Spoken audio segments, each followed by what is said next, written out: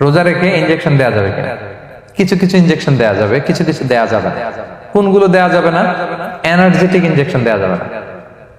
যে ইনজেকশনে food supplementary আছে, যেটার মধ্যে নিউট্রিশন ভ্যালু আছে, এই ইনজেকশন গুলো দেওয়া যাবে না। এমনও ইনজেকশন আছে যেটা দিলে 7 দিন আপনার আর খাওয়া লাগবে না, একেবারে তরটা যাবে। এরকম ইনজেকশন দেওয়া যাবে? তো আপনি সিস্টেম করে খাইলেন, কেমন জানো, তাই না? আপনি অন্য ওয়েতে দেহে এনার্জি ইনপুট করলেন, এটা করলে রোজা ভেঙে যাবে।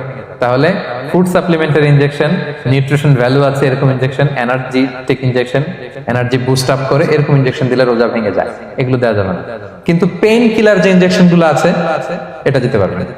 পেইন কিলার ইনজেকশন দিতে পারবেন, অ্যান্টিবায়োটিক ইনজেকশন দিতে পারবেন, অ্যানেস্থেটিক ইনজেকশন দিতে পারবেন, এই জাতীয় মেডিকেশন ইনজেকশন গুলো দিতে পারবেন। কোভিড এর যে ইনজেকশন এগুলো আপনি দিতে পারবেন। এগুলোতে রোজা ভাঙে না, কারণ এগুলোতে আপনার স্টোমাকে কিছু পৌঁছেও না, আপনাকে শক্তিবর্ধক কিছু দেহে প্রবেশও করাচ্ছে না, আপনার এনার্জিও বাড়ে না। আপনার এনার্জি বাড়ে না, আপনার নিউট্রিশন ভ্যালু অ্যাড হয় না, আপনার স্টোমাকে কিছু পৌঁছে না, এই জাতীয় সব ইনজেকশন দেওয়া যায়। ইনজেকশনের পয়েন্টটা ক্লিয়ার?